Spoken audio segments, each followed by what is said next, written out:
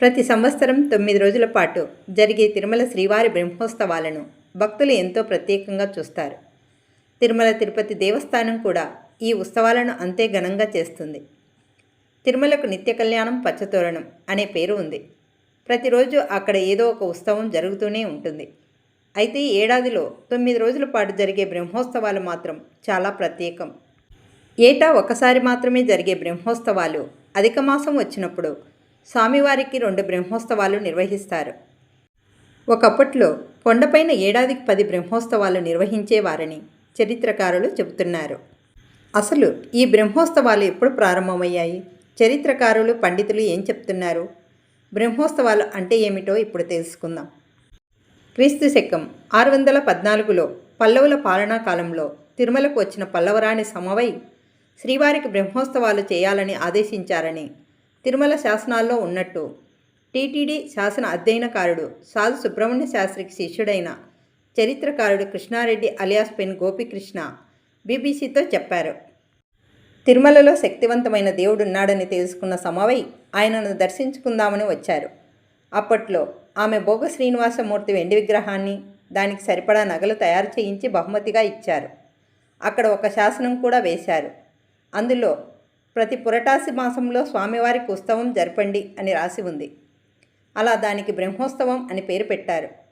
పల్లవుల కాలంలోనే మొట్టమొదటి బ్రహ్మోత్సవం ప్రారంభం అయింది అని చెప్పారు.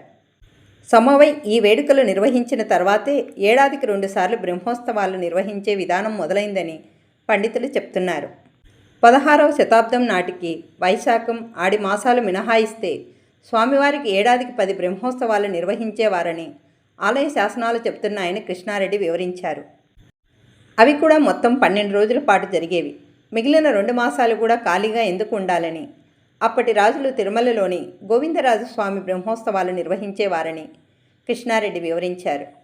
పల్లవుల తర్వాత బ్రహ్మోత్సవాల ప్రాముఖ్యాన్ని గుర్తించిన వారు తొండమరాజులు, విజయనగర చక్రవర్తులు. వీరు ఒక్కొక్కరు ఒక్కో నెలలలో తమ తమ పేర్ల మీద ఆ ఉత్సవాలు జరుపుతూ వచ్చారు. అలా దాదాపు విజయనగర సామ్రాజ్యం పతనమయ్యే నాటికి మొత్తం 10 బ్రహ్మోత్సవాలు జరిగేవి. అంటే ఏడాదిలో 12 నెలలుంటే 10 మాసాలు బ్రహ్మోత్సవాలే ఉండేవి. ఇంకా 2 మాసాలు కూడా ఎందుకు ఖాళీగా ఉండాలి అని భావించిన రాజులు ఆ 2 బ్రహ్మోత్సవాలు తిరుమల గోవిందరాజు స్వామి వారికి జరుపుతూ వచ్చారు అని ఆయన అన్నారు. తర్వాత ఈ బ్రహ్మోత్సవాలను ఏటా 4 సార్లు నిర్వహించేలా పరిమితం చేశారు. వాటిని పురటాసి, రథసప్తమి, కార్తీక మాసంలో కైశిక ఏకాదశి, వైకుంఠ ఏకాదశి అంటే ముక్కోటి ఏకాదశి సమయాల్లో నిర్వహించేవారు. తర్వాత తిరుమలకు వచ్చే భక్తుల రద్దీ, ముఖ్యంగా బ్రహ్మోత్సవాలకు వచ్చే భక్తుల సంఖ్య భారీగా పెరుగుతుండడంతో వాటికి ఎలాంటి ఆటంకం కలగకుండా ఏడాదికి ఒక్కసారి మాత్రమే బ్రహ్మోత్సవం నిర్వహించే ఆనవాయితీ మొదలైందని ఆయన తెలిపారు. పురాణాల ప్రకారం తిరుమలపై వెంకటేశ్వరుడు శిలగా ఏర్పడిన తర్వాత ఆయనే బ్రహ్మదేవుడిని పిలిపించి తనకు బ్రహ్మోత్సవాలు చేయాలని చెప్పారని టీటీడీ పండితుడు విభీషణ శర్మ బీబీసీకి వివరించారు. శ్రీ వెంకటేశ్వర స్వామి తిరుమల క్షేత్రానికి విచ్చేసి ఇక్కడ శిలగా ఏర్పడిన తర్వాత వారు బ్రహ్మదేవుని పిలిపించి నాయన బ్రహ్మోత్సవాలు చెయ్యి అని చెప్పి ఎలా చేయాలో కూడా చెప్పారు. అందుకే వీటిని నిజమైన బ్రహ్మోత్సవాలు అని పేరు. అనేక క్షేత్రాల్లో బ్రహ్మోత్సవాలు జరుగుతుంటాయి. కానీ తిరుమలలో జరిగే వాటికి ఎంతో విశిష్టత ఉంది. సకల జీవరాశులను సృష్టించిన ఓ బ్రహ్మ, నువ్వు నాకు ఉత్సవాలు చెయ్యి అని పరబ్రహ్మ అయిన శ్రీనివాసుడు చతుర్ముఖ బ్రహ్మని అడిగి చేయించుకున్న ఉత్సవాలు. నవబ్రహ్మలు దీక్షతో చేస్తున్న వేడుకల కనుకే ఇవి బ్రహ్మోత్సవాలు అయ్యాయి అని శర్మ అన్నారు.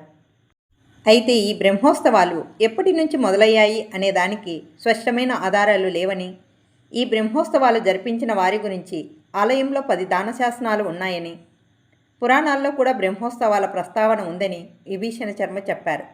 భవిష్యత్ పురాణంలో శ్రీనివాసుడు బ్రహ్మను ఆజ్ఞాపించిన తర్వాత ఈ బ్రహ్మోత్సవాలు వస్తాయని చెప్పారు. ఈరోజు కూడా అలాగే జరుగుతున్నాయి. బ్రహ్మోత్సవాలను ఏ రాజులు వైభవంగా శ్రీవారికి పుణ్యభక్తితో చేయించారో వారి పేర్లు దేవాలయం దానశాసనాల్లో ఉన్నాయి. వాళ్ళు ప్రత్యేకంగా పలానా రోజున చేశారు అని చెప్పడానికి చరిత్ర లేదు అని ఆయన వివరించారు.